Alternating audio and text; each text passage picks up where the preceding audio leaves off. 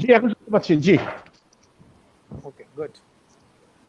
সুপ্রিয় দর্শক মন্ডলী, বিশেষ ফাউন্ডেশনের নিয়মিত আয়োজনে আমি আতাউর রহমান মিটন আপনাদেরকে আন্তরিক শুভেচ্ছা এবং স্বাগত জানাচ্ছি।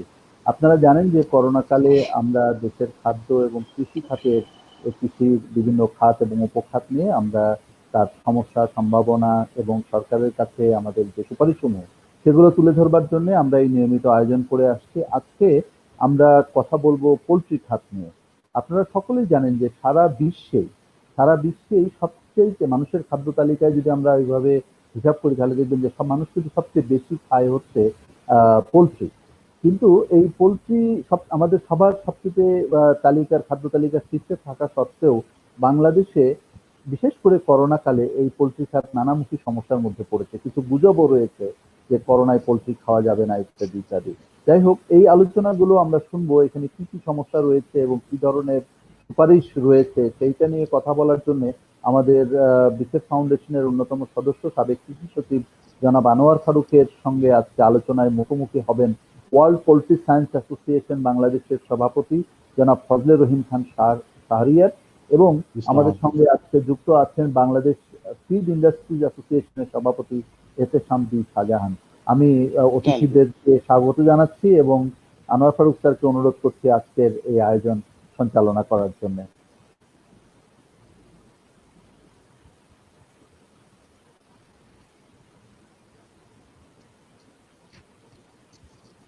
স্যারের মাইক্রোফোন মিউট করা। স্যার, মাইক্রোফোন মিউট করা আপনার।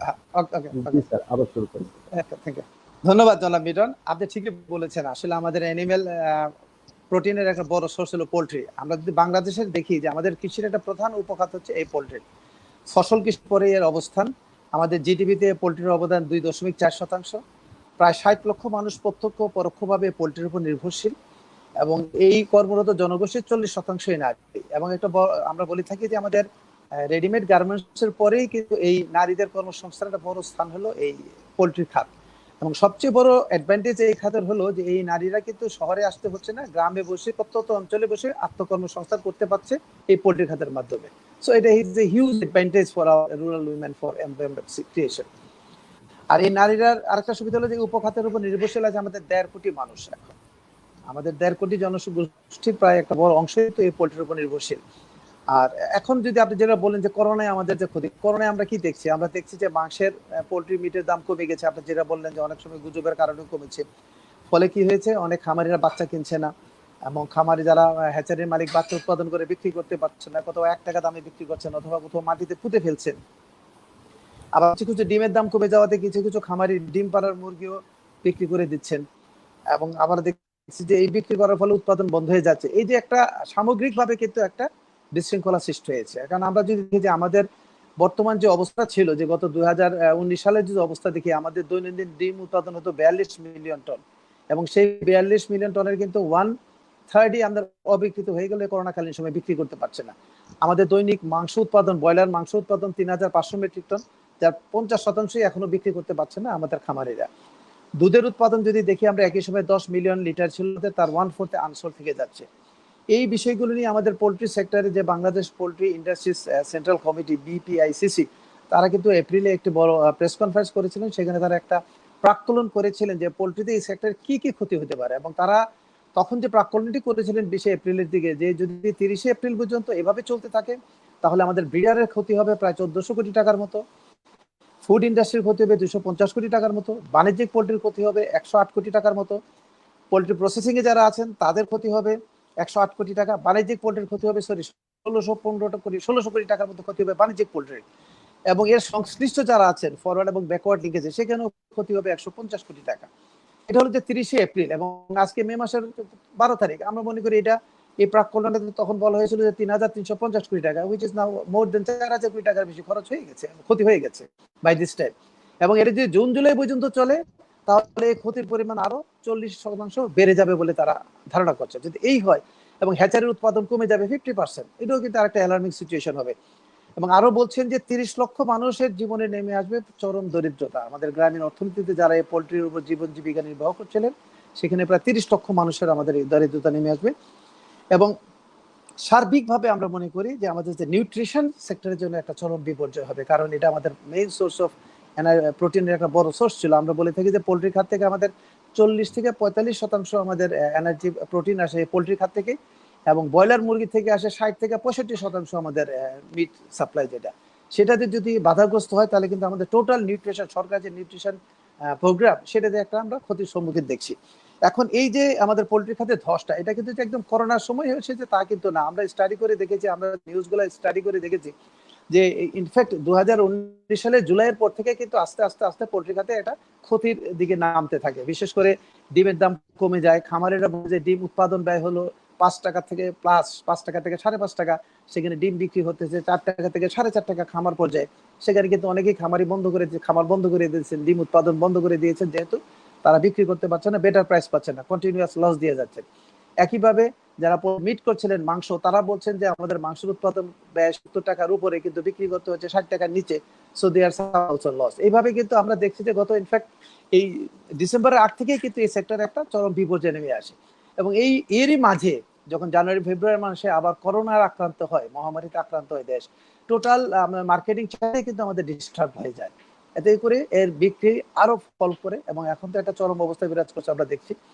এই যে এই সমস্যাগুলো নিয়ে আজকে আমরা আলোচনা করার জন্য আমরা আমন্ত্রণ জানাইছি আমাদের world poultry sales association Bangladesh চ্যাপ্টারের সভাপতি জনাব ফজলে রহিম খান শাহরিয়ার সাহেবকে। দীর্ঘদিন উনি এই ব্যবসার সাথে জড়িত আছেন, এবং আজকে 30 বছরের মধ্যে উনি পোল্ট্রির সাথে কাজ করছেন, দেশে বিদেশে উনি তার অভিজ্ঞতা আছে। আমাদের সাথে আরো যুক্ত আছেন সভাপতি feed industries association of Bangladesh জনাব এহতেশাম সাব্বির শাহজাহান, তিনিও এই সেক্টরের সাথে দীর্ঘদিন কাজ করছেন। তা আমরা যেহেতু এই দুজনের মধ্যে শাহজাহান সাহেবের একটু পারিবারিক একটু সংশ্লিষ্ট আছে, ওনাকে যেতে হবে। আমরা প্রথমে শাহজাহান সাহেবের কাছে জানতে চাবো যে ফিড ইন্ডাস্ট্রি নিয়ে যে অবস্থাটা আছে বাংলাদেশের, সেই বিষয়ে শাহজাহান সাহেব আমাদের কিছু আইডিয়া দেবেন। প্রথমে যে বিষয়টা হলো যে আমরা বলতে চাবো যে ফিড নিয়ে আমাদের ক্ষুদ্র খামারি প্রান্তিক চাষিদের মাঝখানে কিছু অভিযোগ আছে যে ফিডের দাম বেশি, 40 টাকা কেজি ফিড, এবং এই ফিড মানে আপনার ফিড ইউজ করে যে বাচ্চা বড় করে যে মাংস উৎপাদন করে, তাতে তারা কস্ট এফেক্টিভ হচ্ছে না, কস্ট বেনিফিটে তারা কখনোই 40 টাকা লাভ করতে পারছে না। এবং তাদের আরো একটা অভিযোগ যে যখন ইনপুটের দাম ভুট্টার দাম বেশি ছিল, তখন দাম 40 টাকা হয়েছে, বাই দিস টাইম ইনপুটের দাম 20 থেকে 25% কমে গেল, ফিডের দাম কিন্তু কমে নেয়। এটা হলো এক সাইডের বক্তব্য। আবার আমি যখন ভোক্তা হিসেবে বলি, যখন আমরা দেখেছি ফিডের দাম কম, বাচ্চার দাম কম, তখন কিন্তু খামারিরা মাংসের দাম কম বিক্রি করে, সবাই একটা ব্যবসা করতে চায় কেন জানো। এটা একটা একটা আমরা মনে করি একটা অচল অবস্থা আছে। যেমন ইদানিং কালে আপনারা এই সার্বিক অবস্থায় যেমন বিপিআইসিসি একটি দাবি করেছেন যে আপনার ফিডে সাবসিডি দেওয়া যায় কিনা। আমরা মনে করি সেটি একটা অত্যন্ত ভালো উদ্যোগ হতে পারে। যেমন আমরা এগ্রিকালচারে দেখেছি যে ফার্টিলাইজারের সাবসিডি দিচ্ছে, বাট সেখানে একটা বিষয় কিন্তু আছে যে ফার্টিলাইজারের প্রাইসটা কিন্তু সরকার নির্ধারণ করে দেয়, এর বেশি হয় না। এখন আমি ফিডে যদি 10 টাকা ভর্তুকি দিই কেজিতে, তাহলে আপনি যদি আবার ফিডের দাম 40 টাকাতে 50 টাকা বাড়িয়ে দেন, বলে 10 টাকাতে তোমার ভর্তুকিতে পাচ্ছে, আমি 50 টাকা নিলে অসুবিধা কি?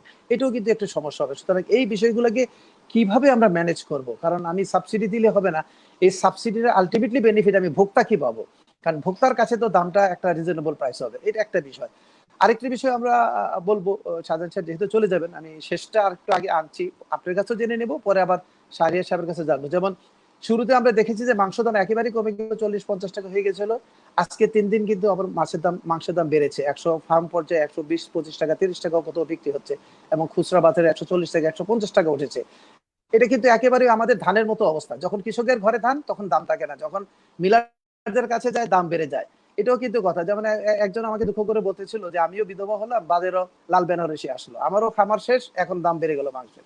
এই যদি অবস্থা হয়, তাহলে তারা বলছেন যে এটা যে বড় বড় খামারিরা তারা এই অ্যাডভান্টেজ গুলো নিচ্ছেন, তাদের যেহেতু নিজস্ব ব্রিডার আছে, নিজস্ব বাচ্চা আছে, নিজস্ব ডিম আছে, নিজের আপনার হ্যাচারি আছে, নিজের ফিড আছে, সবটাই নিজে এক করেন, they are getting the economy of scale, একটা অ্যাডভান্টেজ পেয়ে তারা সুবিধা পাচ্ছেন, কিন্তু ক্ষুদ্র খামারিরা এর থেকে বঞ্চিত হচ্ছেন। সো শাহজাহান সাহেব, আমি আপনার কাছে আগে জানতে চাই যে ফিড নিয়ে যে বিভিন্ন কথা আছে, এই প্রেক্ষিতে ফিডটাকে কিভাবে আরো রেশনালাইজ করা যায় আমাদের পোল্ট্রি সেক্টরটাকে সার্ভাইভ করার জন্য, কারণ আমরা এটাকে একটা পার্মানেন্ট সেক্টর চাই, এটা কিন্তু একটা স্থায়ী সেক্টর, কারণ আমার নিউট্রিশনের একটা মূল সোর্স হলো এই poultry. Mister Shahjahan, please. Thank you. আমি প্রথমেই একটা জিনিস বলতে চাই যে আমরা যারা ফিড মিলে আছি, আমাদের বাংলাদেশে প্রায় অনূর্ধ্বে 200 থেকে 250টা ফিড মিল আছে।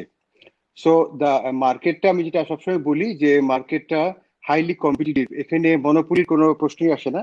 এটা হলো নাম্বার 1। নাম্বার 2 হচ্ছে বিদেশ থেকে ফিড ইম্পোর্ট করা সরকার অ্যালাউ করে রেখেছে, এবং এটা আমরা 25-27 বছরে কোনো সময় আপত্তি জানাইনি। বিদেশ থেকে যে কোনো সময় ফিড ইম্পোর্ট হতে পারে, সামান্য একটা ডিউটি আছে, এটা সরকারেরই দেওয়া 5%। এর থেকে অনেক হাই ডিউটিতে কিন্তু অনেক প্রোডাক্ট ইম্পোর্ট হয়, লোকাল কম্পিটিশনের সাথে ফাইট করে। বাট ফিড কিন্তু আজ পর্যন্ত বাংলাদেশে ইম্পোর্ট হয়নি, কোনো বাধা নেই, কিন্তু ট্রেডাররা ইম্পোর্ট করতে পারে ফিড, তারপরেও কিন্তু বিদেশ থেকে ফিড ইম্পোর্ট হচ্ছে না। এটা মানে এই যে আমরা বাংলাদেশে যা তৈরি করছি এটা internationally we are at per with the international prices. Number 3 হচ্ছে যেটা আপনি যেটা বললেন, সেটা হলো যে আমরা সরকারের সাথে প্রায় কথা বলছি এবং তাদেরকে বুঝাবার চেষ্টা করছি যে আমাদের উপরে যে ইনসিডেন্স অফ ডিউটিস যেগুলো রয়ে গেছে সেটা অ্যাড আপ করলে পোর্টে যে ড্যামেজ গুলো আছে, আরো অনেক সমস্যা যেগুলো আছে, আমাদের যে লাইসেন্সিং ফিজ আছে, অনেক রকম ইস্যুস আছে, এগুলো সবগুলো এখানে অনুষ্ঠানে বলা যাবে না। এগুলো যদি আমাদের একটু শিথিল করা হতো, তাহলে ফিড আমরা আরো দাম কমাতে পারতাম, হয়তো আন্তর্জাতিক মানের সাথে সাথে আর একটু সমন্বয় করতে পারতাম। এই কথাটা সমন্বয় কেন বলছি, কারণ আমাদের ইন ভ্যালু টার্মস প্রায় 85% আমাদেরকে ইম্পোর্ট করতে হয়, বিদেশ থেকে এলসি দিয়ে ডলারে ইম্পোর্ট করতে হয়।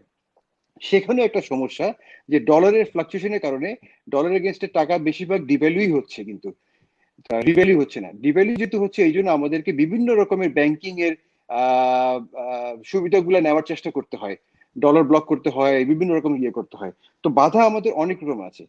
আর আপনি যদি বিগত 25 বছর, যদি আমি একবার একটা সার্ভে করে দেখেছিলাম যে 25 বছরে যেই ফিডের দাম যেভাবে বেড়েছে, সেটা বাংলাদেশের অ্যাভারেজ ইনফ্লেশন থেকে প্রায় 60% নিচে আছে। যদি অ্যাভারেজ ইনফ্লেশন 10% হয়, সেটা আমাদের 4% ইনফ্লেশন আমাদের আছে।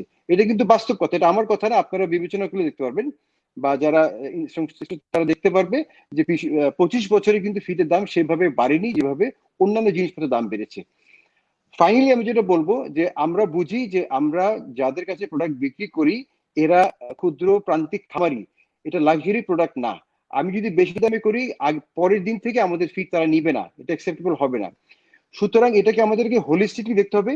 শুধু আমরা যেটা দেখি যে শুধু ফিডের উপর দোষটা আসে, কিন্তু আরো যে অনেক ইস্যুস আছে সেগুলাকে হোলিস্টিক ভাবে এটা আমাদেরকে বিবেচনা করে আমি মনে করি এটা ভালো হবে।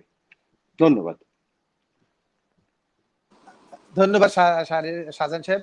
দুটো প্রশ্ন করেছেন আমাদের দুজন দর্শক আমাদের সাথে সংযুক্ত থেকে। রুবেল হোসেন প্রশ্ন করেছেন, লেয়ার মুরগির বর্তমানে যে সমস্ত খাদ্য গ্রহণ করেছে তা কতটুকু স্বাস্থ্যসম্মত, এটা একটা প্রশ্ন করেছেন যে আমাদের ফিড নিয়ে। আর আনিসুর রহমান প্রশ্ন করেছেন, feed is highly adulterated market, এই দুটার বিষয়ে আপনার কোনো অভিমত থাকলে।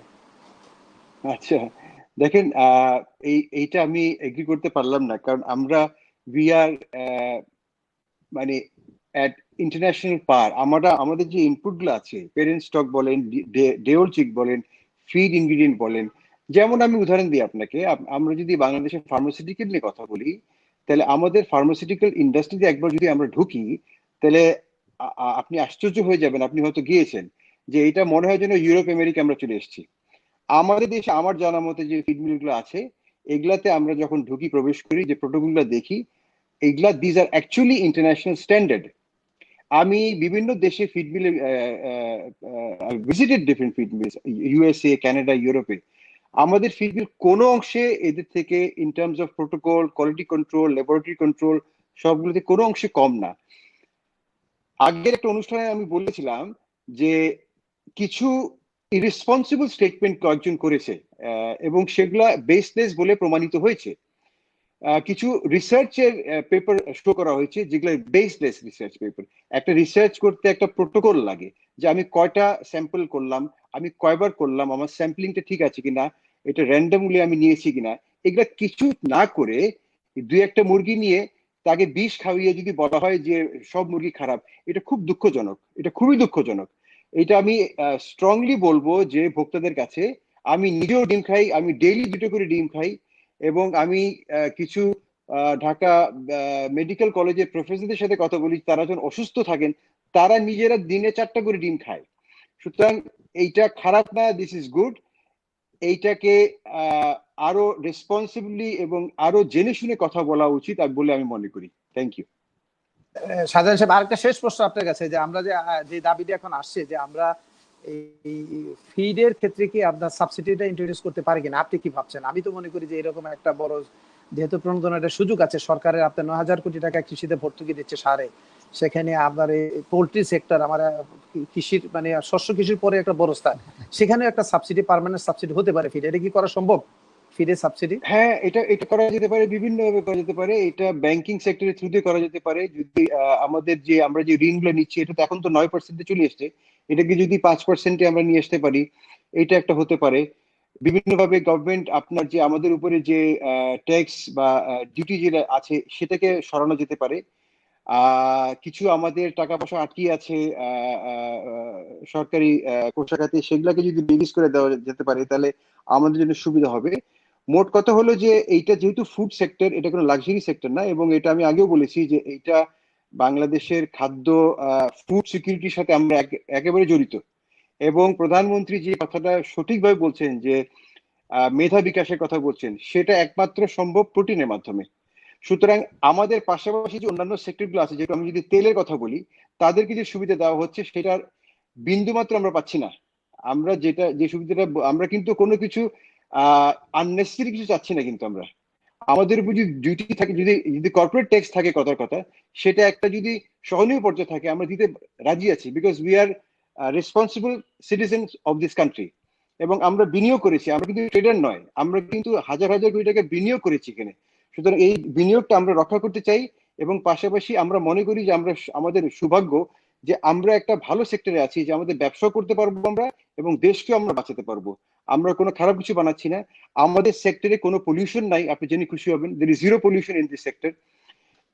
এবং এবং এটা বাংলাদেশের গ্রোথের সাথে সাথে এইটার গ্রোথ হতেই হবে, নাহলে কিন্তু একটা পড়ে গেলে কিন্তু অন্যটা উঠবে না। আমাদের সেক্টর যদি না দাঁড়াতে পারে তাহলে বাংলাদেশ কিন্তু দাঁড়াতে পারবে না। এমন একটা প্রোডাক্ট আমাদের যেটা আমরা বিদেশের উপর নির্ভর করতে পারবো না। Food we have to produce ourself. সুতরাং এখানে গভর্নমেন্টের সাবসিডি থাকা থাকা উচিত আমি মনে করি।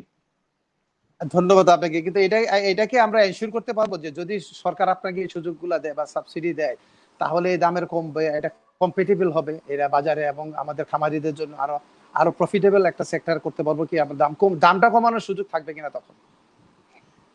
আমি আপনাদের এই অনুষ্ঠানে সাক্ষী রেখে বলছি, যদি আমরা 10 পয়সা সুবিধা পাই, আমরা মার্কেটে সে 10 পয়সা অ্যাডভান্টেজ দিব।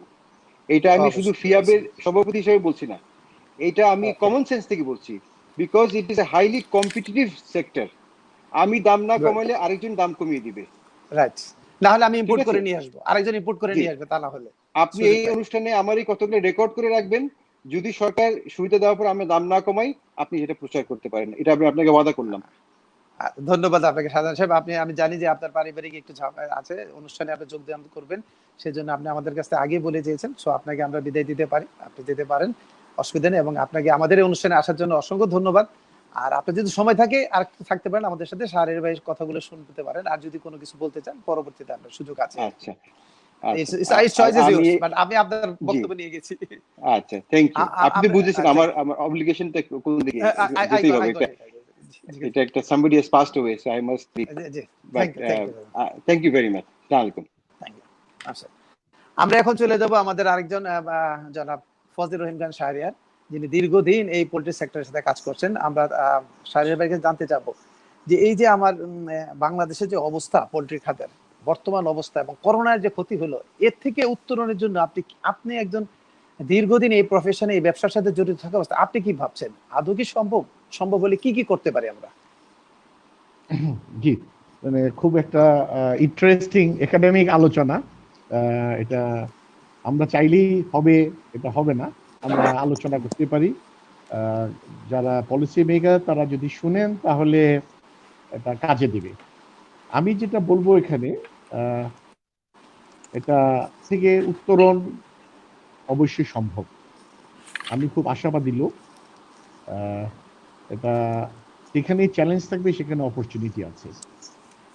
বাংলাদেশের ব্যাপারে আমি যেটা বলবো যে এটা বাংলাদেশে একমাত্র দেশটা এই ধরনের সমস্যা ফেস করছে। এই সমস্যা বাংলাদেশ সহ সারা পৃথিবীর প্রতিটা দেশ করছে। এই মাত্র 5 মিনিট এই অনুষ্ঠানে আসার আগে 5 মিনিট আগে আমার সাথে কথা হলো বিভিন্ন দেশের, আমি কতগুলো বড় বড় কোম্পানির সাথে কথা হচ্ছে। পৃথিবীতে 3টা বড় কোম্পানি করোনা ভাইরাসে পোল্ট্রিতে যারা জড়িত তারা লাভ করতে পেরেছে, আর সবাই কিন্তু লস করেছে। আহ, সেটা হলো পিলগ্রিমেজ নামে আমেরিকান একটা কোম্পানি আছে, টাইসন নামে একটা কোম্পানি আছে, আর চায়নাতে হলো ইস্টার্ন ফিড নামে একটা কোম্পানি আছে। তারা ছাড়া আর সবাই লস করেছে। এই অঞ্চলে যারা আছে বড় বড়, সাউথ ইস্ট এশিয়াতে, ইউরোপে, সাউথ আমেরিকাতে এবং নর্থ আমেরিকাতে সবাই লস করেছে। জিনিসটা কেন হয়েছে সেটা হলো দুটো কারণ। প্রথম কারণটা হলো ডিমান্ডের একটা বড় ধরনের পতন হয়েছে। মানুষের হাতে পয়সা নাই, মানুষ বাজারও যেতে পারে না, যার জন্য একটা ডিমান্ড ফল করেছে। আরেকটা প্রবলেম ফল হয়েছে যেটা হলো সাপ্লাই চেনের কারণে। সাপ্লাই চেনের প্রবলেমের কারণে যেটা হয়েছে যে খামারিরা যা উৎপাদন করেছে সেটা তারা উপযুক্ত দাম পায়নি। উপযুক্ত মানে উৎপাদন খরচের চেয়ে কম দামে বিক্রি করতে হয়েছে। এখানে প্রচুর টাকা বাজার থেকে হাওয়া হয়ে গেছে।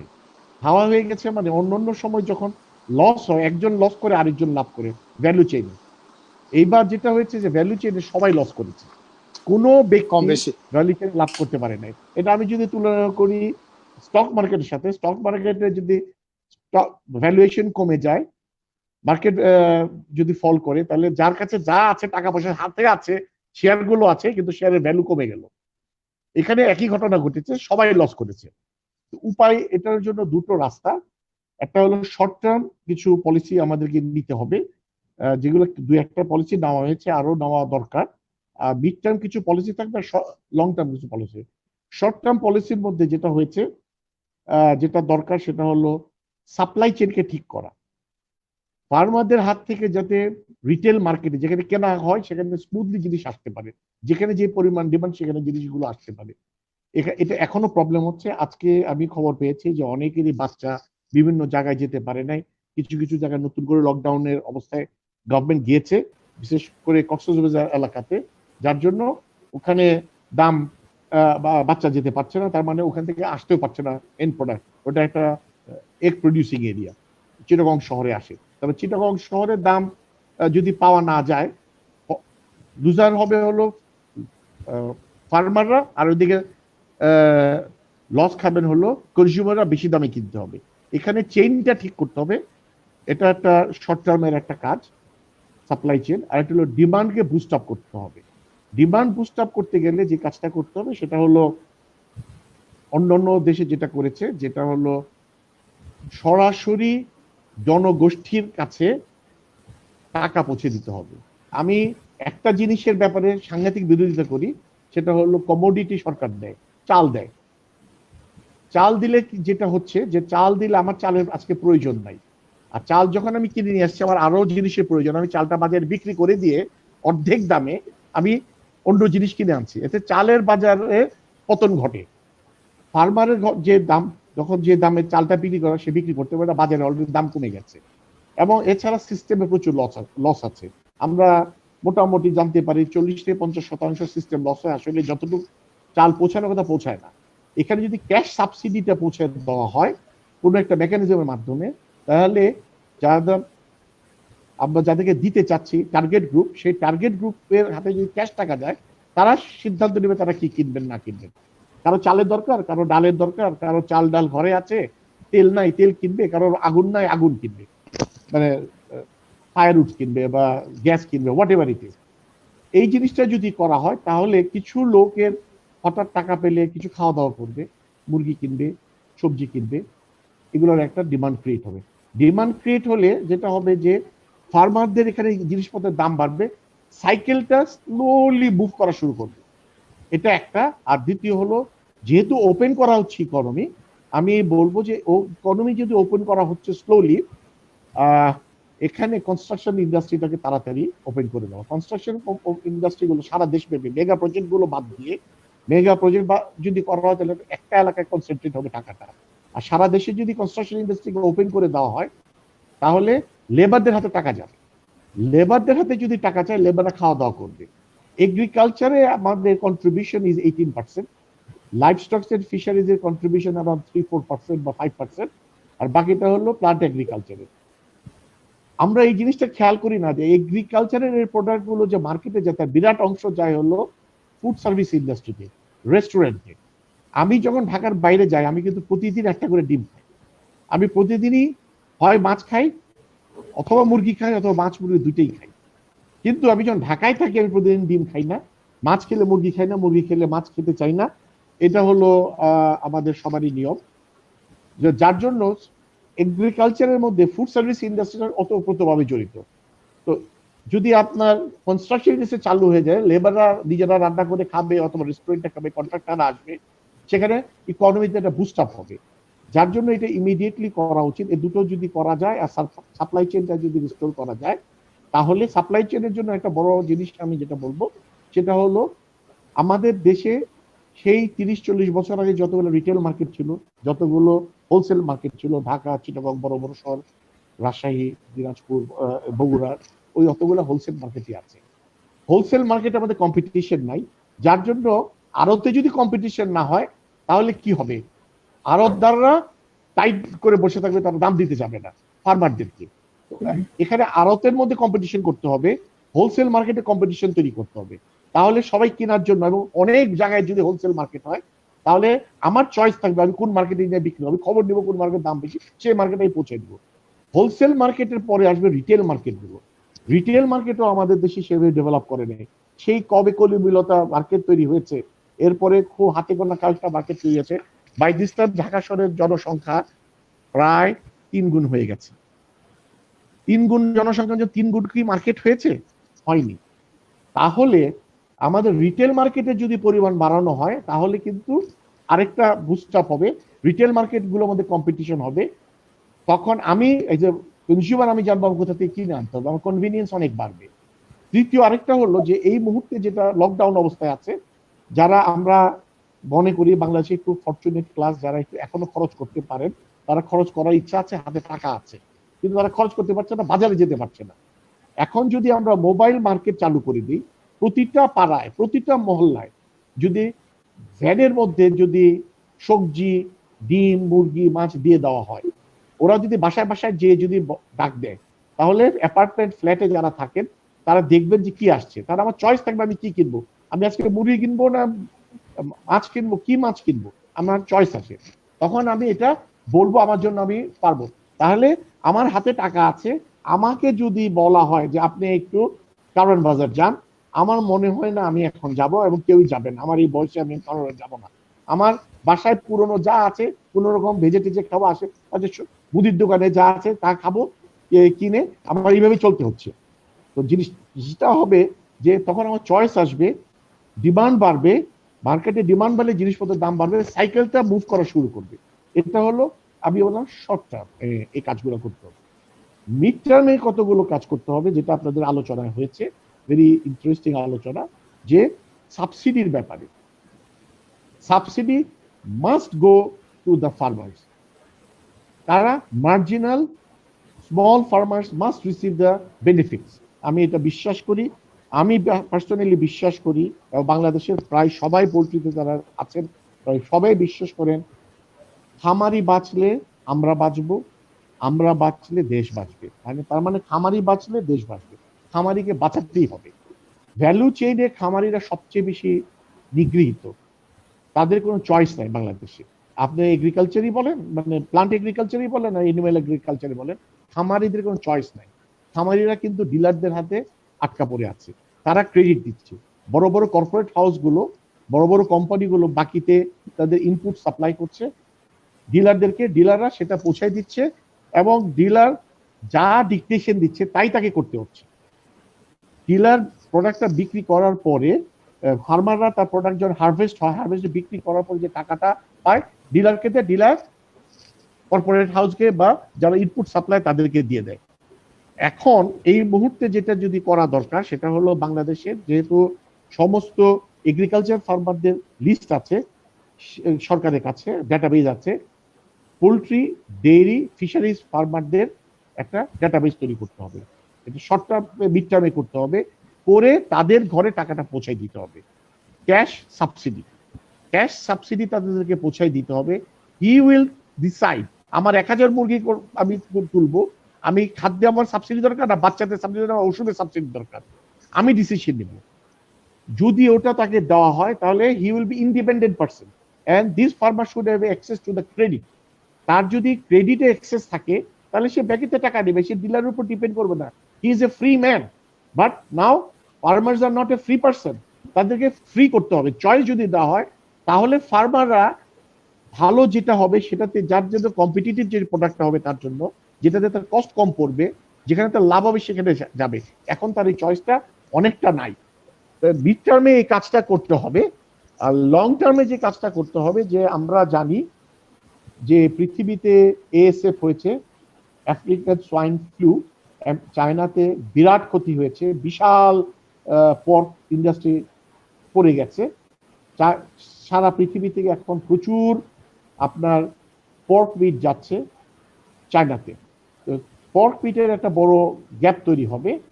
আমরা যদি চিন্তা করি আমরা ইউরোপে এক্সপোর্ট করব, আমেরিকাতে আমরা আসলে বোকার সঙ্গে বাস করি, আমরা ওখানে পারবো না, কারণ এখানে রেগুলেশন ইজ ভেরি স্ট্রিক্ট। আমাদের কি করতে হবে? আমাদের চেষ্টা করতে হবে, আমাদের একটা সুবিধা আছে, বাংলাদেশ ওআইসি ভুক্ত একটা দেশ, অর্গানাইজেশন অফ ইসলামিক কনফারেন্স। মুসলিম দেশগুলোতে প্রোপাগান্ডা করতে হবে যে বাংলাদেশের প্রোডাক্ট ইজ হালাল, 100% হালাল। হালাল রেগুলেশনস গুলোকে আনতে হবে, এবং যেখানে আমরা ট্যারিফ সুবিধা পাবো, এক্সপোর্টে ট্যারিফ সুবিধা পাবো, ওরা ইম্পোর্টের ট্যারিফ সুবিধা পাবে। আমরা যদি হালাল মার্কেটে আমাদের টার্গেট করি, আমাদের একটা বড় স্কোপ আছে বলে আমি বিশ্বাস করি। আরেকটা মার্কেট আছে আফ্রিকান মার্কেট। আফ্রিকান মার্কেটে, আফ্রিকাতে there is a huge shortage, অনেকগুলো দেশে huge shortage of poultry products. তো ওখানে এবং মাছ দুটোতে বিরাট শর্টেজ আছে। ওই জায়গায় আমাদেরকে চেষ্টা করতে হবে, ওখানে আমরা আসলে বিক্রি করা সম্ভব, আমাদের প্রাইস ইজ কম্পিটিটিভ। আর আরেকটা রাস্তা আছে সেটা হলো আমরা ফিড এক্সপোর্ট করতে পারবো। আজকে যদি করোনা ভাইরাস পরিস্থিতি না হতো পৃথিবীতে, তাহলে আমরা এই বছর একটা বড় ধরনের এক্সপোর্ট শুরু করতে গিয়েছিলাম। আমাদের কাছে অর্ডারও এসেছিল, কন্ট্রাক্টও সাইন হয়েছে। এলসি খোলার ঠিক আগ মুহূর্তে করোনা ভাইরাসের কারণে আমরা এক্সপোর্টটা করতে পারিনি ফিড। আপনারা একটু আলোচনা করছিলেন ফিডের দাম কি বেশি, যদি দাম বেশি হয় তাহলে আমরা এক্সপোর্ট করার সুযোগ পেতাম না। আমরা যদি এক্সপোর্ট করতে পারি তার মানে হলো বাজারে আমাদের কম্পিটিটিভ ইন্টারন্যাশনাল মার্কেটে প্রাইস আছে, এটা একটা বড় জিনিস। আর আরেকটা বড় জিনিস, আমাদের প্রাইস হাইয়ের কারণ হলো আমাদের যে মার্জিনাল ফার্মার যারা আছেন, স্মল ফার্মাররা, ওনাদের একটা প্রবলেম আছে, আমাদের কস্ট অবশ্যই কমাতে হবে। আমরা ইন্টারন্যাশনাল প্রাইস থেকে একটু বেশি প্রাইস আমাদের ডেফিনেটলি, এটার বিভিন্ন কারণ আছে, যে কারণগুলো আসলে আমরা খতিয়ে দেখি না। যেটা হলো যে আসলে আমাদের ফার্মারদের প্রচুর খরচ করতে হয় হলো মেডিসিন কস্ট, যেটা অ্যাবনর্মালি হাই। কোনো দেশে পার কেজি মুরগি মাংস উৎপাদন করতে ৬-৭ টাকা পার কেজিতে মেডিসিন ইউজ হয় না, সেখানে 4 আনা 8 আনা খরচ হয় ম্যাক্সিমাম। সমস্ত ফার্মকে ভ্যাকসিনেশনের আওতায় আনতে হবে। ভ্যাকসিন যদি হয় তাহলে আপনার অসুখ কম হবে, খরচ কম পড়বে। দ্বিতীয় যেটা করতে হবে সেটা হলো বায়োসিকিউরিটি কনসেপ্টটা ডেভেলপ করতে হবে। বায়োসিকিউরিটি যদি থাকে তাহলে অসুখ কম হবে। আমাদের যেভাবে যত্রতত্র ফার্মগুলো গজিয়ে উঠেছে, এখন সময় এসেছে এইবার করোনার ডাকে আমরা যদি বুঝতে পারি তাহলে এগুলোকে কন্ট্রোলে নিয়ে আসতে হবে। এখানে একটু বড় পুঁজির ব্যবস্থা করতে হবে। যারা ভালো সাকসেসফুল ফার্মার তাদেরকে যদি পুঁজি দেওয়া হয়, ক্ষুদ্র খামারের মধ্যে যারা যদি তারা 500-1000 পায়, তাদেরকে 4-5000 খামার করার মতো যদি ক্ষমতা দেওয়া হয়, তাদেরকে সুযোগ দেওয়া হয়, তারা করলে তার per unit cost of production অনেক কমে যাবে। যদি 6-7 টাকা যদি আপনার পার কেজিতে মেডিসিনের জন্য কমে যায়, এবং ফিড যদি প্রপারলি তারা ইউজ করতে পারে, যেখানে আমরা বলি যে ফিনিশার ব্যবহার করা, তারা ফিনিশার ব্যবহার করে না, তাতে প্রায় 2 টাকার মতো কমে যাবে পার কেজি মাংস উৎপাদনে।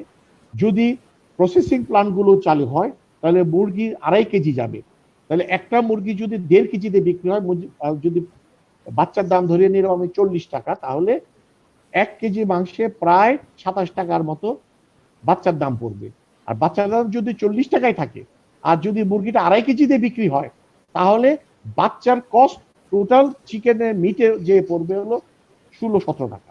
এখানে 10 টাকা, এই টাকাটা যদি কমে যায়, definitely Bangladesh is in position. যদি অসুখ কম হয়, বায়োসিকিউরিটি মেনটেন করা হয়, একটু বড় ফার্মারদেরকে যদি ব্যবস্থা করা হয়, আমি বলছি না কর্পোরেট ফার্মার, আমি কখনো কর্পোরেট ফার্মারের কথা বলবো না, আমি বলবো প্রান্তিক ক্ষুদ্র খামারিদেরকে আরেকটু বড় হতে হবে, কিছু মেকানাইজেশনের মধ্যে ব্যবস্থা করতে হবে, তাহলে তাদের কস্ট প্রোডাকশন কমে যাবে এবং বাংলাদেশ ডেফিনেটলি এক্সপোর্ট মার্কেটে যেতে পারবে।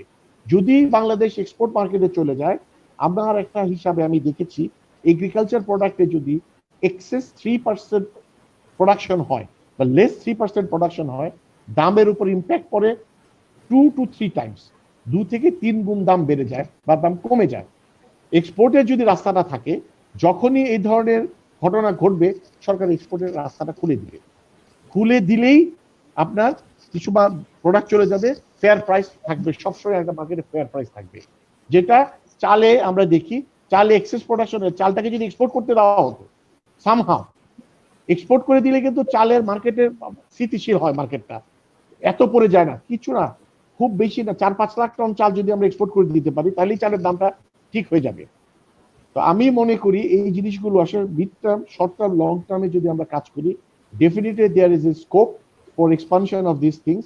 আর আরেকটা জিনিস হলো আল্লাহ তাআলা বা নেচার যাই বলেন, একটা বড় ইয়ে হলো আমাদের 3টা বড় জিনিস আছে, আমাদের পানি আছে, বৃষ্টি পানি, আমাদের সূর্যের আলোর অনেক বড় সময় আমরা পাই, আমাদের মাটি খুব উর্বর, আর আমাদের আরেক সবচেয়ে বড় বিষয় হলো আমাদের খামারিরা, যারা কৃষক, তারা কিন্তু অনেক পরিশ্রমী এবং খুব তাড়াতাড়ি শিখতে পারে।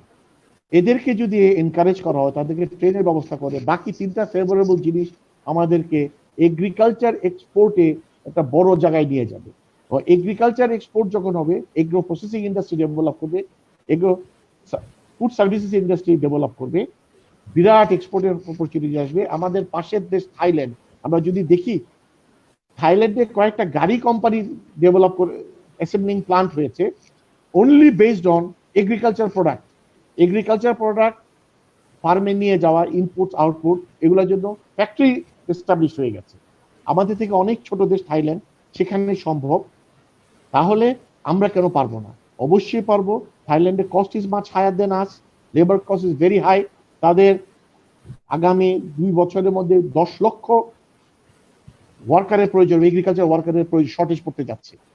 তাহলে তারা কম্পিটিটিভ থাকতে পারবে না, যেটা আমরা হতে পারবো। আমি মনে করি ওভারঅল এগ্রিকালচার, পার্টিকুলারলি আপনার livestock industry and fisheries industry has a huge opportunity. আর যেগুলো আছে গভর্নমেন্টের ইনসেন্টিভ যেগুলো আছে, এগুলো আসলে লং টার্ম পলিসি থাকতে হবে। এই বছর ট্যাক্স আসবে, আগামী বছর ট্যাক্স থাকবে না, পরের বছর ট্যাক্স অনেক বেড়ে যাবে, তারপরের বছর কমে যাবে, ডিউটিতে একই ঘটনা ঘটে। আর আমি কিন্তু সিদ্ধান্ত নিতে পারি না। আমি যদি জানতাম 10 বছর পর্যন্ত আমাকে কি কি সুবিধা থাকবে, tax and duties clear cut, যদি 10 বছরে আমাকে বলে দেওয়া হয়, এভরি 10 ইয়ার্স, রোলিং 10 ইয়ার্সে যদি পলিসি আমার কাছে থাকে, আমি ইনভেস্টমেন্টে আসবো। তা না হলে কেউ ইনভেস্টমেন্ট নিয়ে আসবে না। কারণ এগ্রিকালচারে investment is not like manufacturing, যে pay back period is 2-3 years, 4 ইয়ার্সে এটা পে ব্যাক হয় না। Pay back period is longer, is 10 to 12 years pay back period. আর এই ইন্ডাস্ট্রিতে যারা আসে তারা অনেক রিস্ক নিয়ে আসতে পারে, লাইভ ইন্ডাস্ট্রি। তো এই লাইভ ইন্ডাস্ট্রিকে কিন্তু দেখতে হবে, এটা কিন্তু অন্য ইন্ডাস্ট্রির মতো না। আর এটাকে চট করে প্রোডাকশন বাড়ানো যায় না, চট করে প্রোডাকশন বন্ধ করা যায় না।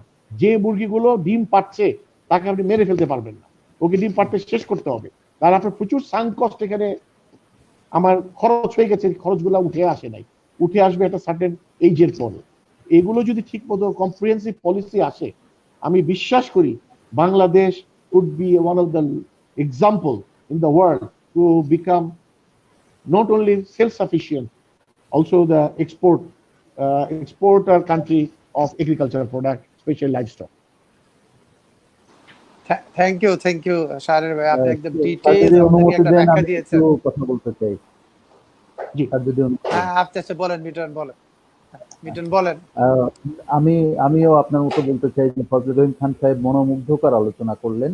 আমি সত্যি অনেকগুলো তথ্য জানলাম এবং আমার ধারণা যে আমাদের দর্শকরা উপকৃত হয়েছেন। দর্শকদের কিছু প্রশ্ন আছে, সেগুলো আমরা স্ক্রিনে দেখিয়েছি, সেগুলো নিশ্চয়ই তিনি করবেন। কিন্তু খাদ্য নিরাপত্তার পয়েন্ট অফ ভিউ থেকে, food safety point of view থেকে আমি একটু কয়েকটি প্রশ্ন করতে চাই, যেগুলো গণমাধ্যমে সচরাচর আলোচনা করা হয়, প্রশ্নগুলো আসে, সেগুলো সম্পর্কে আজকে যদি আপনি একটু বলেন। একটি প্রশ্ন হচ্ছে যে আমাদের মুরগিতে যে অ্যান্টিবায়োটিক রেসিডুয়ালের যে ব্যাপারটা এবং আমাদের ডিমে যে বিভিন্ন রকমের হেভি মেটাল এর উপস্থিতির কথা বলা হচ্ছে, বিভিন্ন ফাইন্ডিংসে পাওয়া গেছে, সেটা আমরা কিভাবে নিয়ন্ত্রণ করতে পারি? বিশেষ করে আপনিও আপনার আলোচনায় বলেছেন যে আমাদের দেশের যারা খামারি, তারা একটা বড় অংশই হলো ক্ষুদ্র খামারি। ছোট ছোট হয়তো 1,000 লেয়ার নিয়ে বা 1,000 মুরগি নিয়ে ব্রয়লার নিয়ে শুরু করেছে, 500 নিয়ে শুরু করেছে, 2,000। এই যে ছোট ছোট খামারিরা এবং তাদের বায়োসিকিউরিটি সম্পর্কে তেমন কোনো ধারণা নেই, তেমন কোনো প্রশিক্ষণও নেই। এবং আপনিও প্রশিক্ষণের উপরে খুব গুরুত্ব দিয়েছেন, একজন দর্শক ডক্টর আনিসুর রহমান তিনিও বলেছেন কেন আমরা ফার্মারকে প্রশিক্ষণ দিতে পারছি না। সেই বিষয়টা যদি আপনি একটু আলোচনা করেন। আরেকটা আমি যেটা প্রশ্ন করতে চাই আপনার কাছে, যে এই করোনা পরবর্তী, কারণ আপনি আপনার বক্তব্যের শুরুতেই বলেছেন যেখানে সমস্যা সেখানেই অপরচুনিটি আছে, যেখানে চ্যালেঞ্জ আছে সেখানেই অপরচুনিটি আছে। সুতরাং এই যে করোনাকে যদি আমরা একটা চ্যালেঞ্জ হিসেবে দেখি, তাহলে এই করোনা পরবর্তী অর্থনীতিতে আমাদের পোলট্রি খাতের অপরচুনিটি কি রয়েছে? বিশেষ করে আমাদের যে তরুণ সমাজ আছে যারা কিনা একটা বড় অংশ জব মার্কেটে হয়তো ঢুকতেই পারবে না, তাদের আত্মকর্মসংস্থানে নিয়ে আসার জন্য পোলট্রি খাত কতখানি সহায়ক হতে পারে, সেখানে আপনার অ্যাডভাইস কি হতে পারে যদি একটু আলোচনা করতেন। ফজলুর রহমান খান। আমাকে আমাকে প্রশ্ন করেছেন না? জি জি, আমি আনোয়ার আপনাকে ফারুক? প্রশ্ন করছি। জি, আমি আচ্ছা, আপনার thank you, thank you. Anwar Farooq সাহেবের সাথে এত পলিসি নিয়ে আমার কথা বলা উচিত না। উনি বাংলাদেশে one of the most expert person, practical knowledge যার সবচাইতে বেশি জি, এই সম্বন্ধে। একদম মাঠের আমি অভিজ্ঞতা সম্পন্ন। জি, দুটো কথা আমি বলবো। আহ, বাংলাদেশ খাদ্যে স্বয়ংসম্পূর্ণ, অবশ্যই খাদ্য সম্পূর্ণ। What is that? সেটা হলো সিরিয়ালে। সিরিয়াল মানে কার্বোহাইড্রেটে। আমরা 2020 সনে এসে যদি চিন্তা করি আমরা কার্বোহাইড্রেটের স্বয়ংসম্পূর্ণতা নিয়ে খুশি থাকি, তা আমি মনে করবো এটা আমরা অত্যন্ত ভুল কাজ করছি। এখন সময় এসেছে আসলে টোটাল নিউট্রিশনাল সিকিউরিটির ব্যাপারে আমাদের চিন্তা করতে হবে। নিউট্রিশনাল সিকিউরিটি মিনস 2200 ক্যালোরি পেতে হবে আমাকে, মিনিমাম 2200 ক্যালোরির মধ্যে বড় অংশ আসবে আপনার হলো প্রোটিন থেকে। আমাদের দেশে কিন্তু আসছে পুরোটাই আসছে হলো কার্বোহাইড্রেট থেকে। 1200 ক্যালোরি প্রায় পুরোটাই আসছে হলো কার্বোহাইড্রেট থেকে। প্রোটিন থেকে যেটা আসছে ভেরি র প্রোটিন, ডাল। ডাল থেকে সামান্য কিছু আসছে এবং চালের থেকে কিছু আসছে। This is not nutritional security. Nutrition আমাদেরকে প্রোটিন দিতে হবে, সে প্রোটিনটা হবে আমিষ, প্রাণীজ আমিষ। তাহলে আমরা কিন্তু পরবর্তী ধাপে যেতে পারবো, যেটা আমরা চিন্তা করছি যে আমরা মধ্য আয়ের দেশে যেতে গেলে যে মেধা দরকার, সেই মেধা আমরা তৈরি করতে পারবো না। আমরা যত কথাই বলি, মেধা ছাড়া দুনিয়াতে কম্পিট করা সম্ভব না, এটা বোকার রাজ্যে বাস করা। তো আমাদের যেখানে ফুড সিকিউরিটি হয়েছে, নিউট্রিশনাল সিকিউরিটি হয় নাই। আগে নিউট্রিশনাল সিকিউরিটি আনতে হবে।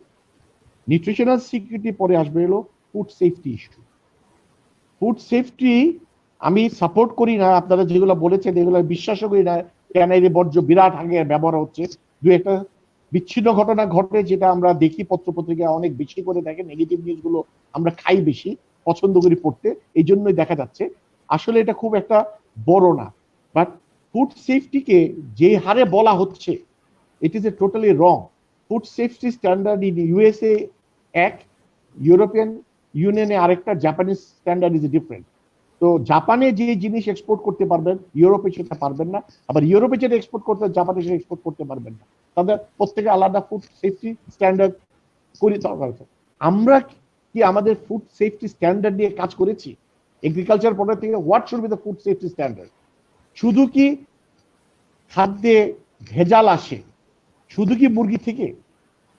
না, নিশ্চয়ই। আমাদের পানি কি ক্লিন? আমি যে পানি খেতে ব্যবহার করছি সেই পানি থেকে হেভি মেটাল আমাদের ধানে ঢুকছে না? কতটুক ঢুকছে? এটারও একটা মিনিমাম ইন্টারন্যাশনাল স্ট্যান্ডার্ড আছে। সেই স্ট্যান্ডার্ডে কি আমরা পার হয়ে যাচ্ছি কিনা আমাদের এটা দেখতে হবে। যদি পার না হই, আমি যদি তার নিচে থাকতে, what will be the cost? Food safety is a cost. আপনি যে স্ট্যান্ডার্ড সেট করবেন ওই স্ট্যান্ডার্ড অ্যাটেইন করতে গেলে আপনার কস্ট হবে। সেই কস্ট কি আমাদের জনগণ দিতে পারবে? সাধারণ জনগণ? মুরগির দাম কত পড়বে? যে একটা মুরগির দাম কত পড়বে? 1 কেজি ড্রেস মুরগির দাম কত পড়বে? 300-350 টাকা। এটা কি দিতে পারবে? ইউরোপিয়ান স্ট্যান্ডার্ডে যদি আমি প্রোডাকশন করতে চাই, আমেরিকান স্ট্যান্ডার্ডে 200 টাকার উপরে পড়বে, 230-40 টাকা খরচ পড়ে যাবে। তাহলে food safety has got different standard. আপনি কোন স্ট্যান্ডার্ড নিতে যাবেন? ইউরোপে বলে যে কোনো জিনিসে আপনি জিএমও খাওয়াতে পারবেন না, they have their food safety standard. America এটা বিশ্বাস করে না। American product is not allowed to enter a European market for this reason. some product. European some products are not allowed to enter in the US market for this type of reason. আমি food safety স্ট্যান্ডার্ডটাকে ঠিক করতে হবে বসে। আমাদের মাথা পিছু আয় যখন বাড়তে থাকবে, এটার সাথে ফুড সেফটি স্ট্যান্ডার্ড গুলো ঠিক করতে হবে। যদি ঠিক করা হয় তাহলে এই জিনিসটা আমাদের ঠিক হয়ে যাবে। আর ফুড সিকিউরিটির ব্যাপারে আমি আবার বলবো, সিরিয়াল ভিত্তিক খাবার পার আমরা 1980 দশক পার হয়ে চলে আসছি। সিরিয়ালে কার্বোহাইড্রেটে আমরা সম্পূর্ণ হয়ে গেছি, we are capable for exporting. এখন আমাদের fruits, vegetables and protein must be considered as a food security. এখানে আমাদের স্ট্যান্ডার্ড ঠিক করতে হবে, কতটুকু আমরা দিব না দিব, সেখানের জন্য পাওয়ার জন্য যে ধরনের ইনসেন্টিভ গভর্নমেন্টে দেওয়া দরকার সেটা দিতে হবে। আপনি বলেছেন যে অপরচুনিটি কি, অবশ্যই অপরচুনিটি আছে, বিরাট অপরচুনিটি আমার জন্য সামনে আছে। সেটা হলো আমরা এবার দেখতে পেয়েছি যে corona virus is a disease which is call আপনার জুনোটিক ডিজিজ। জুনোটিক ডিজিজ মানে যেটা ইয়ের থেকে আসবে, জু প্রোডাক্ট থেকে আসবে, এসেছে ব্যাট থেকে। তাহলে এখন জুনোটিক ডিজিজ গুলোকে যদি আমরা ঠেকাতে হয় তাহলে আমাদেরকে পুরো চিন্তা ভাবনা করতে হবে ওই বায়োসিকিউরিটির ব্যাপারে। বায়োসিকিউরিটিটা যদি আমরা ঠিক করতে হয় তাহলে আসলে 500 খামার নিয়ে বায়োসিকিউরিটি স্ট্যান্ডার্ড সেট এখন আর সম্ভব না। আপনাকে মিনিমাম 3-4 হাজার থেকে 5 হাজারের মতো ফার্ম এস্টাবলিশ করতে হবে, সেখানে ওই লেভেলে বায়োসিকিউরিটি করা সম্ভব। 500তে ওই লেভেলে বায়োসিকিউরিটি তার ওভারহেড কস্টে পোষাবে না। তাহলে 5000 যদি করা হয় তাহলে কি হবে, আরেকটু স্মার্ট ইন্টেলিজেন্ট লোকের আসতে হবে। তার মানে হলো শিক্ষিত যুবকদের আসতে হবে। গ্রামের সাধারণ কৃষক মানে যিনি লেখাপড়া করেন না, with due respect to them, ওনার পক্ষে কিন্তু আসলে এটা করা সম্ভব না, উনি বুঝেন না। তাহলে ওনাকে যে বুঝবেন তাকে আনতে হবে, সেটা হলো যে মোটামুটি শিক্ষিত গ্রাম জনগোষ্ঠীকে নিয়ে আসতে হবে, যুবকদেরকে। তাহলে এই 5000 গুলো ডেভেলপ করবে। যখনই 5000 ডেভেলপ করবে তখন বায়ো সিকিউরিটি লেভেল অনেক স্ট্যান্ডার্ড হয়ে যাবে, অনেকটা ইমপ্রুভ করবে, তাহলে এই ধরনের ডিজিজ আসবে না। আরো একটা অপরচুনিটি আমাদের এখানে আসছে যে আমরা বাংলাদেশ থেকে মাংস এক্সপোর্ট করতে পারি না, কারণ আমাদের কোনো ফুড প্রসেসিং ইন্ডাস্ট্রি নাই। যা আছে তা আন্ডার ক্যাপাসিটি চলে, 10-20% ক্যাপাসিটিতে সবাই চালাচ্ছে। There is a no market. আগে আমাদের লোকাল মার্কেট একটা তৈরি করতে হবে। তৈরি করতে গেলে আমি সবসময় অনেক দিন ধরে বলে আসতেছি যে আমাদের ঢাকা শহরের যে কিচেন মার্কেট গুলো আছে সেগুলোতে লাইভ প্রোডাক্ট বিক্রি করা বন্ধ করতে হবে, মানে জুনোটিক ডিজিজ ওখান থেকে ছড়ায়। তো লাইভ মার্কেটটা যদি আমরা বন্ধ করে দেওয়ার ব্যবস্থা করি, বন্ধ মানে আমি কালকে বন্ধ হয়ে যায়, phase out, must bring some restrictions regulation so that এখানে যারা ব্যবসা করে তাদের জন্য অসুবিধা হবে, কস্ট বেড়ে যাবে। তখন যিনি প্রোডাকশন করতেছে তার স্ট্যান্ডার্ডটাকে যদি এখানে করতে হয় তার কস্ট অনেক বেড়ে যাবে, তার পক্ষে সম্ভব হবে না। তখন এই ফ্যাক্টরিগুলো চলা শুরু করবে, ফুড প্রসেসিং প্ল্যান্টগুলো চলা শুরু করবে, মিট প্রসেসিং প্ল্যান্টগুলো। তখন মিট প্রসেসিং প্ল্যান্টের তার ইউনিট কস্ট কমে আসবে। যদি কমে আসে they will be able to export. আর একজন ইম্পোর্টার যিনি আসবেন উনি এসে ওই XYZ কোম্পানির একটা ফার্ম দেখার জন্য উনি আসবেন না, অন্তত 15-20টা যদি ফুড মিট প্রসেসিং প্ল্যান্ট থাকে তাহলে এটা তার জন্য অ্যাট্রাকটিভ মার্কেট। সে সবার সাথে বার্গেনিং করবে, কোথায় কি হচ্ছে স্ট্যান্ডার্ড গুলো দেখবে, তার সময় দেওয়াটা ফ্রুটফুল হবে। উনি তখন আসবেন, এসে এই দেশ থেকে কেনার চিন্তা ভাবনা করবেন। তাহলে বিদেশে বায়ারকে আমাদের অ্যাট্রাক্ট করতে হলে আমাদের মিট প্রসেসিং ইন্ডাস্ট্রিও ডেভেলপ করতে হবে। এখনই সুযোগ যে জুনোটিক ডিজিজের কথা চিন্তা করে, কারণ এটাই লাস্ট ভাইরাস না, এটাই লাস্ট করোনা ভাইরাস না, আরো অনেক ভাইরাস আসবে। কারণ দুনিয়াতে যতই ইন্টেন্সিভ ফার্মিং হবে ততই নতুন নতুন ডিজিজ এমার্জিং হবে। ডিজিজ এমার্জিং হলে সেটাকে আমাদেরকে ঠেকাতে হবে। ঠেকাতে গেলে আমাদেরকে এভাবে ছেড়ে দিলে হবে না, সেটা বন্ধ করার ব্যবস্থা করতে হবে, প্রিভেন্টিভ মেজার্স নিতে হবে। প্রিভেন্টিভ মেজার্স মিন আমি বলবো যে দয়া করে আপনারা এই কাজটুকু করেন যে অবশ্যই এই চিন্তাগুলো করতে হবে যাতে একটু বড় পুঁজি, আমি বলছি না বৃহৎ পুঁজি, অপেক্ষাকৃত বড় পুঁজি যাতে পোল্ট্রি ইন্ডাস্ট্রিতে চলে আসে। ওকে, ধন্যবাদ। ধন্যবাদ। আমি মিটন বলি আমি আর কথা বলবো না, ঠিক আছে। আমি আর না বলবো না না, মানে আমি শুধু বলতে চাচ্ছি সেফ পোল্ট্রি নিয়ে একদিন ওনার আচ্ছা সাথে আমি আবার আসছি, আলোচনা হবে। শুধুই থাকুন। আলোচনা হবে, ঠিক আছে। আছে থাকেন, থ্যাংক আমরা ইউ, জেন না। থ্যাংক ইউ, থ্যাংক না ইউ, থ্যাংক সারের ইউ। ভাই অনেকগুলো তথ্য দিলেন আমাদেরকে, আমরা মনে করি এটা চিন্তার খোরাক, একদিনে আলোচনাটা ধন্যবাদ। শেষ হবে না। আমি ওনার জি কথাগুলো জি কিছুটা ব্যাখ্যা নিয়ে আমি কথা বলছি। প্রথম যে বক্তব্যটা আপনি বললেন যে আমাদের যে ভিজিএফ প্রোগ্রামটা বন্ধ করা উচিত, এটা আমিও আপনার সাথে একমত। কারণ 70-এর দশকে যখন ভিজিএফ প্রোগ্রাম করা হয়েছিল কাজের বিনিময়ে খাদ্য, তখন ছিল যে গ্রামীণ অর্থনীতিতে চালের দামটাকে কমানোর জন্য। আর এখন যেহেতু আমরা চালের সারপ্লাস হয়ে গেছি, আমাদের আর ডেফিসিট নাই, সুতরাং এখন আমাদেরকে ওই কনসেপ্ট থেকে বেরিয়ে আসতে হবে। এখন এই 2020 সালে এসে আর এই চাল দিয়ে মার্কেটটাকে ডিস্ট্রাকশন করার কোনো কারণ আছে বলে মনে করি না। এটা নগদ দেওয়া যেতে পারে, ভালো প্রোগ্রাম। এবং করোনাকালীন সময়ে যেহেতু করোনার প্রভাব আরো কতদিন থাকে, আপনি যে মোবাইল মার্কেটিং এর কথা বলেছেন, দিস ভেরি আমরা মনে করি এফেক্টিভ হতে পারে। সুতরাং আপনার যে প্রতিষ্ঠান আফতাব বহুমুখী এই বিষয়ে একটা ইনিশিয়েটিভ নেবেন, শুরু করবেন, একজন তো শুরু করতে হবে, you should pioneer the initiative, আমরা যে শুরু কিছু কিছু করে দিয়েছি এলাকাতে আপনার অলরেডি, শুরু করে দিয়েছি, বাড়ি আচ্ছা বাড়িতে আমরা এটা পৌঁছানো চাই। শুরু করেছি। ওকে, আমরাও সেই খাবার পেতে চাই, কোথায় পাওয়া যাবে আমরা সেই লিঙ্কটা পেতে যাই, এটা খুব দরকার। থার্ড, আপনি যে প্রশ্নটা করেছেন যে আপনার এই সাবসিডির কথা, যে আপনি যেটা বলেছেন যে কৃষকের কাছে ব্যাংক অ্যাকাউন্টে সাবসিডি যেতে হবে, দ্যাট ইজ ভেরি ইম্পর্টেন্ট। আমি আপনার সাথে 100% একমত। এটা এই কারণে একমত বলবো যে খোদ প্রাণী সম্পদ মন্ত্রণালয় কিন্তু এখন শঙ্কিত, এদের মাননীয় প্রধানমন্ত্রীর প্রণোদনা স্কিম গরিব কৃষকরা পাবে কিনা, খামারিরা পাবে কিনা। এবং এই শঙ্কিত হয়ে গত 10 তারিখে প্রাণী সম্পদ সচিব রনক মাহমুদ বাংলাদেশ ব্যাংকের গভর্নর কাছে চিঠি লিখেছেন যে কিভাবে এই ক্ষুদ্র খামারিদেরকে এই ঋণ অ্যাক্টিভিটিসে ইনকর্পোরেট করা যায়, কারণ তারা তো ঋণ গ্রহণ করেন না। আমাদের বিপিআইসিসির মেম্বার অনেক সক্রিয়, তারা বড় বড় প্রতিষ্ঠান, তারা লোন নিয়ে যাচ্ছেন, তারা টাকা পাচ্ছেন, প্রণোদনার বেনিফিটটা তারাই পাবেন। মানে খোদ প্রাণী সম্পদ মন্ত্রণালয় কিন্তু শঙ্কিত। সুতরাং আমি তো মনে করি যে আরো বেশি শঙ্কিত হবে কিভাবে তাদেরকে আরো বেটার অফ করা যায়। কারণ তারা, আপনি যে কথাটা বললেন যে ক্ষুদ্র খামারে না বাঁচলে কিন্তু আলটিমেটলি আপনিও বাঁচবেন না, আপনার বাচ্চা কেনার লোক থাকবে না, আপনার ফিট কেনার লোক থাকবে না। সুতরাং ইটস এ চেইন, একজনের সাথে একজন পরিপূরকভাবে জড়িত হয়, সবাইকে আমাকে এখানে আনতে হবে। আর আপনি আরেকটা খুব ইম্পর্টেন্ট ইস্যুস রেজ করেছেন যে ফুড সিকিউরিটি স্ট্যান্ডার্ড ফিক্স করতে হবে, এটা আমি আপনার সাথে একমত। কারণ 70-80 দশকে আমরা ছিলাম খাদ্যে স্বয়ংসম্পূর্ণ না, তখন শুধু একটা কথা ছিল গ্রো মোর রাইস, মোর রাইস, মোর রাইস, কেবল চাল চাল চাল। এখন কিন্তু এই গত 10 বছরে দেখেন যে চালের বাজার খারাপ, কারণ আমরা এত বেশি চাল করি যে এটা অ্যাবজর্ব করতে পারছি না, আবার এক্সপোর্ট করতে অ্যালাউ করছি না, কিছু ইগো কাজ করছে, আমরা একটা ক্ষতিগ্রস্ত হচ্ছে। সুতরাং এখন একটা ব্যালেন্স আসছে, আমি মনে করি সরকারের মাথায় এই করোনার পরে এই চিন্তাগুলো নতুন করে আসতে হবে যে কিভাবে একটা ফুড সিকিউরিটি স্ট্যান্ডার্ড করা, একটা মানে একটা দেশের এগ্রিকালচারের ডেভেলপমেন্ট কি শুধু শুধু ধানের ডেভেলপমেন্ট না, এর সাথে কিন্তু ধান, মাংস, মুরগি সবকিছু মিলেই কিন্তু হতে হবে।